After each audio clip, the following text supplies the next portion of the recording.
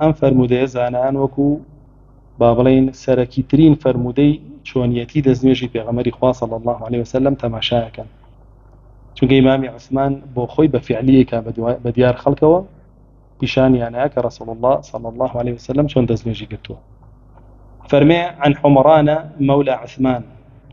أن عثمان بن عفان دعا بوضوء فتوضأ فغسل كفيه 3 مرات ثم تمضمض واستنشر ثم غسل وجهه 3 مرات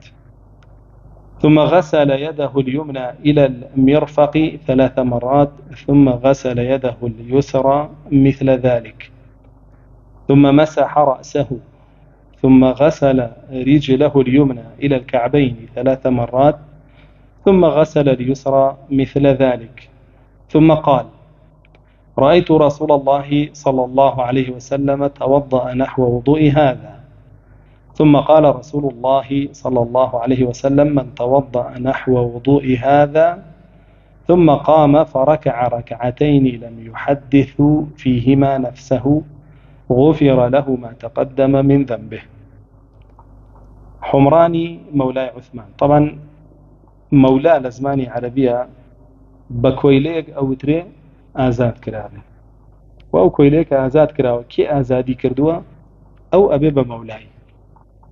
باشا بڵین کۆیلە خزمەتکار کەسێک دێ نرخەکەی داتەوە بە خاوەنەکەی و ئازادیەکە، یاخود کۆیلەی خۆیەتی ئازادیەکە، ئەمەی تر ئەبێ بە مەوالی ئەو کەسەی ئازادی کردووە بێ وەلائی بۆ ئەو بێ، ئەمە لە شەریعەتدا هەیە. ئێستا لێرە حمران مەولای کێیە؟ هی عوسمانە، عوسمانی کوڕی عەفان، يعني باڵین زیاتر وەلائی بۆ هەو بۆ لەگەڵ ئەوە بووە. ئەی گێڕێتەوە بۆمانە فەرمێ عوسمانی کوڕی عەفان ڕەزا و ڕەحمەتی خوای لێ بێ خەلیفەی پێغەمبەری خوا صلی الله عليه وسلم فەرمێ دعا بوضوء، داوای کرد ئاوی دەستنوێژی بۆ بێن، دعا بوضوء يعني ئاوێکی بۆ بێن بۆ دەستنوێژ بێن. فتوضأ دەستی کرد بە دەستنوێژکردن، یەکەمین شت چی کرد؟ فغسل كفيه 3 مرات، پێش هەموو شتێ دەستی 3 جار شۆت، دەستەکانی 3 جار شۆت، چونکە دەستنوێژ ئەگەر لە تەشتا بگیرێ دەستێ پاک نەبێ بیکەی بە ناویە ئاوەکە چی لێگەی؟ پیسێک بێ دەست پاک بێ. لە ڕیواەتی ترا هاتووە فەرمێ تەشتەکەی لار کردەوە، ئاوی کردە دەستی چەپی بە دەستی ڕاستی یەکتریان شۆرد و 3 جار وای کرد. ئیمامی عوسمان 3 جار بۆ شێوە دەستی شۆردووە لەسەری پەنجەکانەوە تا ئەوکو مەچەکەکە، ئەوەندەی 3 جار شۆردووە. پاشان چی کردووە؟ ثم تمضمض واستنثر. تمضمض بریتە لەوەی ئاو بکەیتە دەمتەوە و ڕایبۆشێنی بیکەیتە دەرەوە. استنثار بریتە لەوەی ئاو بکەیتە لوتەوە و ڕاستەوخۆ زەختی لێ بکەی بێتە دەرەوە، ئەو استنثاری پێوترێت. لا فەرمێ تمضمض واستنثر، نفەرمێ ئاوی لە دەم و لوتی وەردا، گەر بیکەی بە کوردی بۆ شێوە دەرەچێت. ئەم ئاو لە لوت و دەم وەردانە پێغەمبەری خوا صلی الله عليه وسلم بە یەک دەست کردوێتی، یەک مشت ئاوی بردووە دەم و لوتیشی لێ پڕ کردووە داشی کردووەتەوە 3 جار. چەند جار وای کردووە؟ ئەمنەی هێناوە بڵێ 3 جار، بەڵام لە ڕیواەتی ترا هاتووە کە رسول الله 3 جار وای کردووە، وەکو چۆن حەدیثەکەی عەبدوڵڵای کوڕی عەمری کوڕی عاص وەزێکی تر ئەیهێنێ پێگەین کە بۆ شێوەی کردووە. پاشان دووە ئەوەی ئاوی لە دەم و لوتی وەردا فەرمێ رسول الله صلی الله عليه وسلم دەم و چاوی شۆردووە 3 جار، وەکو چۆن ئیمامی عوسمان ئەنجامیەدا. دەم و چاویش لە منبەتی شەعرەوەیە، ئەو جێگای قژی لێڕوێ هەتاوەکو ژێر چەناگە، ڕیژنا ژێر چەناگە ئێرە، وە لەم پەڕەی گوێوەیە هەتاوەکو ئێرە، ئەمە پێوترێ وەجه. ئەوەنە فەڕضە بیشە، وەی گرنگی بەمانەتان بن، زۆر کەس گوێ پێ نایە،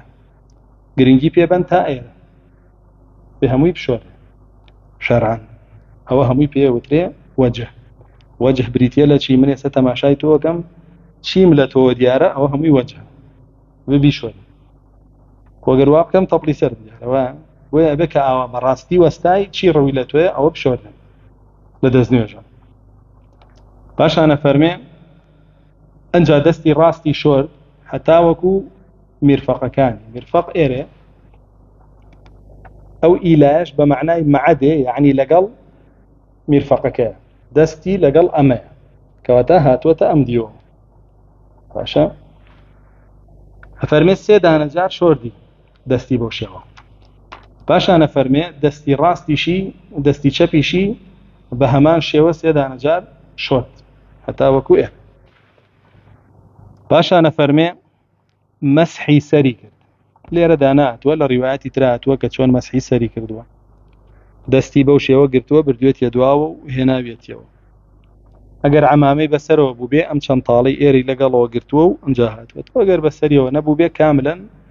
سەری مەسح کردووە پاشانە فەرمێ ئەنجا قاچی ڕاستی شۆرد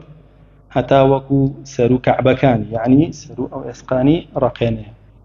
ئەو ئێسقانەشی شۆرد دەبێەوە داغڵی شۆردنەکە ببێ پاشانە فەرمێ قاچی چەپیشی بە هەمان شێوە شۆرد ئەنجا فەرمووی ڕەسوڵ الله صلی الله عليه وسلم هەر کەسێ هاوشێوەی ئەم دەستنوێژەی من دەستنوێژ بگرێ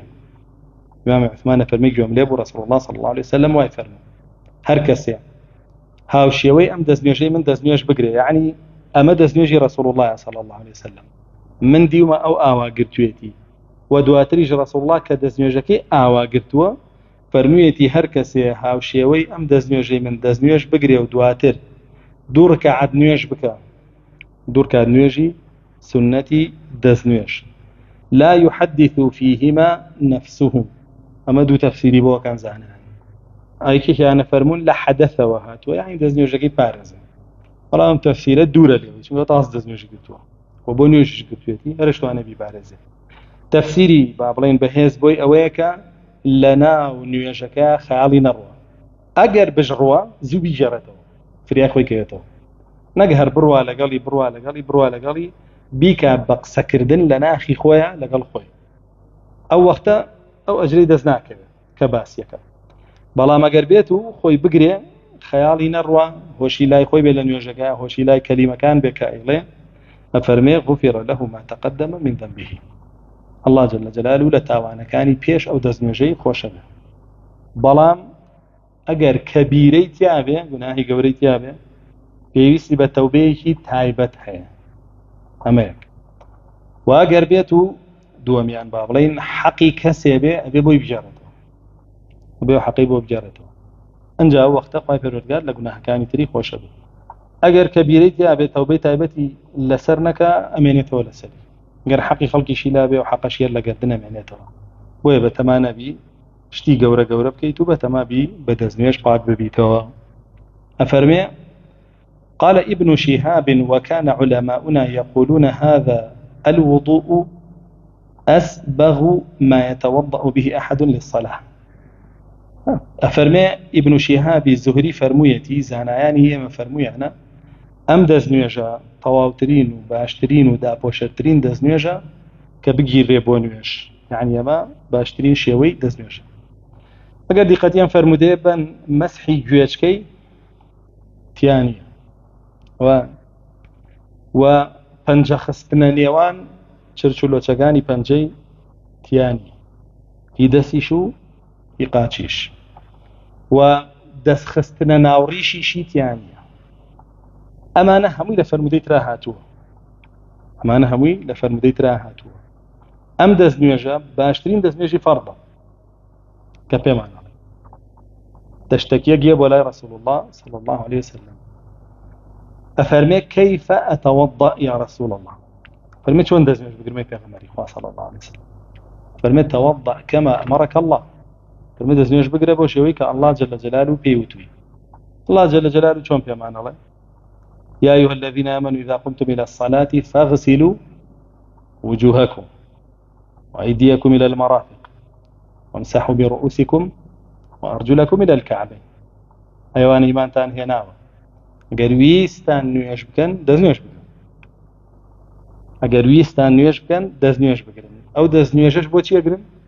بۆ نوێژیەگرن کەواتە ئەمە نیەتی دەستنوێژە لەم بەشە نیەت ئەهێن ئەمە یەکەم ڕوکنە لە دەستنوێژە ئەنجا دوا ئەو دەموچاوە شوی ئەگەر دەستت پاک بێ ئەگەر دەستت پیس بێ هیچ کەس ناچێ دەستی قوڕ و پیسایی پێوە بێ ئابی خاتە بەر ئاو قوڕ و پیسایەکە بکا بە دەموچاوی ئەو گەز دەستی شوە جا بۆیە ئەم ئاەتە حەملە کرێتە سەرەوەی ئەگەر دەست پاک بێ ئەوە تۆ یەکسەر دەموچاوشی دەست پاک نەبێ ئەبێ لە پێشە دەستەکانێ بشوی بۆیە فەرمێ ئەنجا دوا و دەموچاو بشۆن کوێیکە دوا ئەو دەستەکانتە إلى المرافق أو إلى بمعنى معادي أقداري غبن لقرآن ولا سنة أو بابتها تو وأي قولك باسي مالي بباوكانك فرمي ولا تأكلوا أموالهم إلى أموالكم مالي هتي وكان مخون لقل مالي خوتانا لقل ويو إلى لزماني عربية هل بمعنى انتهاء غاية ناهت بلكو بمعنى معجية لا تقيد دزنجيشا بمعنى معها تو دست تائرة مرفقش تائرة أبي أما همي بشون أنجا دوا مسحي سرتان كان مسحي سريج هاتوا رسول الله صلى الله عليه وسلم بشيكي كردوا أو يتري بسر عمامة أجر عمامشي لسر نبو بها مسري مسح كردوا أنجا دوا أو شوردني قاتشا كان والله مكوتمان أواني تر لفرمودي تراتوا كمسحي جوشي كردوا ودسي خصوتنا وريشيشي وبيني بنجكاني قاتش ودسيشي شوردوا حديثي تراتوا كالرقبي خوشي مسح كردوا لقلب اشتمل يا بزوانا همي ضعيفة وهيشي صحيح نية فرمي وفي رواية ثم أدخل يمينه في الإناء فمضمض واستنثر لرواياتي كتريا فرموداها وكإمام عثمان دواوي دسي شوا دسي راستي أبا آوي فيها الله قريب ودمولوتي أم رواية أم بشيء علماء أي كان ببلغي أويك پاکردنەوەی لوت و دەم ئەبێ بەدەستی ڕاست بێ بە پێچەوانی هەندێک لە زانایانەوە کە فەرموون پاکردنەوەی لوت و دەم ئەبێ دەستی چەپ بێ